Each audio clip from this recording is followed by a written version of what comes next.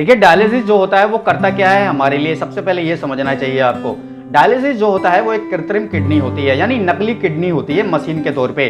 उसके अंदर हमारा जो ब्लड है ना वो जाता है फिल्टर होने के लिए, और हमारे ब्लड के अंदर ही सारा क्रेटिनाइन, यूरिया और भी बहुत सारे सॉल्ट और हानिकारक जितने भी वेस्ट प्रोडक्ट होते हैं वो हमारे ब्लड में ही जमा हो रहे होते हैं। तो ब्लड हमारा उसके अंदर जाता है डायलिजर में, और 4 घंटे हमारा ब्लड उसके अंदर साफ हो रहा होता है। और ब्लड साफ होने के साथ साथ जो हमारे हार्मोन्स होते हैं, जैसे साल्ट हो गया, जैसे पोटेशियम हो गया, जैसे फास्फोरस हो गया, और भी कई तरीके की सॉल्ट्स होते हैं जैसे शुगर हो गया, इन सब का मेंटेनेंस हमारी जो डायलिसिस मशीन होती है वो कर रही होती है।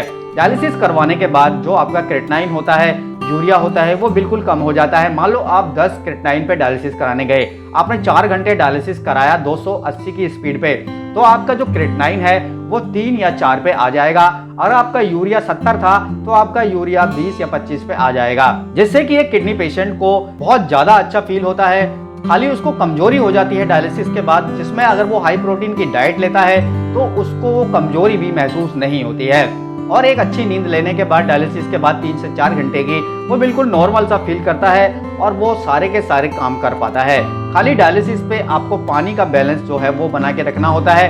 आपको एक्स्ट्रा फ्लूइड नहीं लेना होता है, क्योंकि ज़्यादा फ्लूइड लेंगे तो आपकी बॉडी में 4 से 5 लीटर 6 लीटर पानी बढ़ेगा, जिसको निकालने के लिए फिर आपको बहुत ज़्यादा प्रॉब्लम्स होंगी, जैसे वीकनेस बहुत ज़्यादा होगी, आपका बीपी लो हो जाएगा, आपके शरीर में क्रैम्प्स आने लगेंगे और भी बहुत सारी दिक्कतें हो सकती हैं। इसलिए डायलिसिस पे ये बोला जाता है कि कम पानी पीजिए, कम पानी पीजिए। बहुत से लोग इस बात को समझते ही नहीं है कि क्यों बोला जा रहा है। डायलिसिस क्यों बंद करवाना चाहते हैं कि एक डायलिसिस व्यक्ति, देखिए डायलिसिस क्या होता है, 4 घंटे का होता है, हफ्ते में 3 या 2 डायलिसिस होते हैं, और डायलिसिस होते टाइम वो कुछ कर नहीं पाता है, क्योंकि हफ्ते में उसके 3 दिन ऐसे ही निकल जाते हैं और हफ्ते में 6 घंटे 7 घंटे उसके 1 दिन का निकल जाता है। तो ये समझिए काफ़ी टाइम जो है उसका डायलिसिस की प्रोसेस में चला जाता है।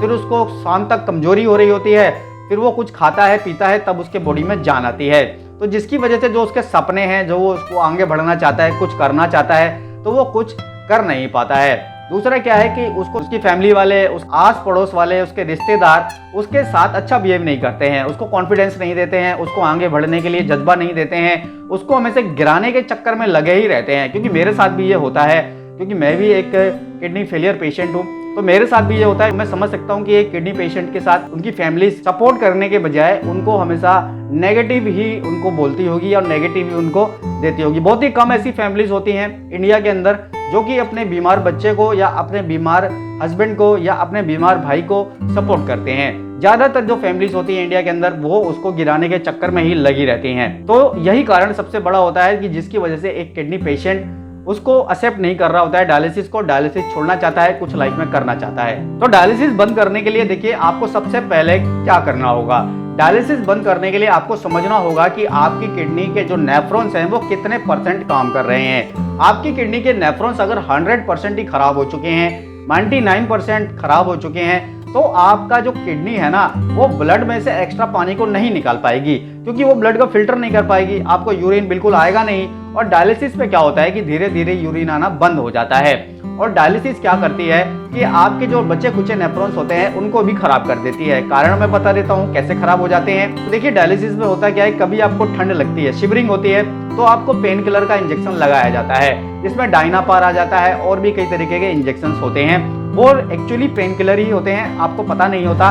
उसको लगा देने के बाद आपको ठंड लगना बंद हो जाता है, आपके शरीर में गर्मी आ जाती है, लेकिन वो लगते ही आपकी किडनी पर बहुत ज्यादा असर पड़ता है और आपकी किडनी के बचे कुचे नेफ्रॉन्स धीरे धीरे खराब होने लग जाते हैं। एक किडनी पेशेंट को क्रैम्प्स आने लग जाते हैं, क्रैम्प से बचने के लिए आपको इंजेक्शन लगाए जाते हैं। वो इंजेक्शन से भी आपकी किडनी के जो बचे कुचे नेफ्रॉन्स डैमेज हो जाते हैं। एक डायलिसिस पेशेंट को कमजोरी से बचाने के लिए अमीनो एसिड के इंजेक्शन दिए जाते हैं। अमीनो एसिड इंजेक्शन मतलब बोतल आती है अमीनो एसिड की, जिसको प्रोटीन की बोतल बोला जाता है। अब ये बहुत ज्यादा हाई फाई प्रोटीन होता है, ये प्रोटीन को आपकी किडनी नहीं झेल पाती है, क्योंकि आपकी किडनी ऑलरेडी खराब है और आप इतना हाई प्रोटीन देंगे उसको तो वो और ज्यादा खराब होती है। तो ऐसे एक दो लंबे समय से डायलिसिस करा रहा है, जिसको 4 साल हो गए, 5 साल हो गए, 3 साल हो गए, 2 साल हो गए, तो ऐसे व्यक्ति का डायलिसिस बंद होना बहुत ज्यादा मुश्किल होता है। क्योंकि अभी मैंने कारण बताई दिए क्यों बंद होना मुश्किल होता है, आप समझ पाए होंगे।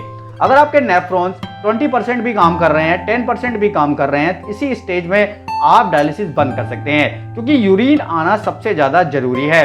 यूरिन आपको जब आएगा जब आपके नेफ्रॉन्स जिंदा होंगे। अगर मर गए होंगे नेफ्रॉन्स तो आपको यूरिन नहीं आने वाला। अब जो भी किडनी रोगी है जिसका डायलिसिस अभी शुरू हुआ है, लगभग 6 महीने ही उसको डायलिसिस पे हुए हैं, तो ऐसे किडनी रोगी का, ऐसे डायलिसिस पेशेंट का डायलिसिस बंद हो सकता है।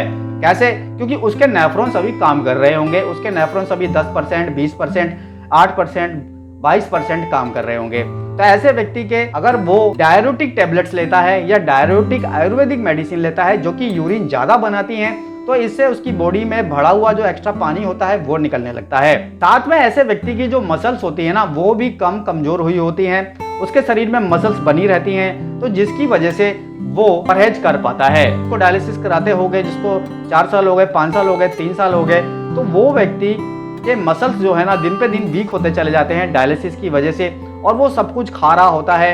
तो ऐसे में वो परहेज नहीं कर पाता है क्योंकि उसकी मसल्स ऑलरेडी वीक हैं। अब वो हाई प्रोटीन नहीं खाएगा तो वो उसके मसल्स और ज्यादा वीक हो जाएंगे, फिर सडनली क्रिएटिनिन बढ़ जाएगा और वो फिर डायलिसिस के लायक भी नहीं रह पाएगा। तो जिनका भी डायलिसिस होते हुए अभी 6 महीने लगभग हुए हैं, उनका अभी यूरिन भी शुरू हो सकता है और उनके डायलिसिस भी बंद हो सकते हैं। जिनका डायलिसिस कराते हुए 2 साल के ऊपर हो गया है तो उनका डायलिसिस भी बंद हो सकता है, लेकिन जब उनके नेफ्रॉन्स कितने % काम कर रहे हैं, उनको यूरिन की कितनी क्वांटिटी आ रही है, उसके ऊपर है।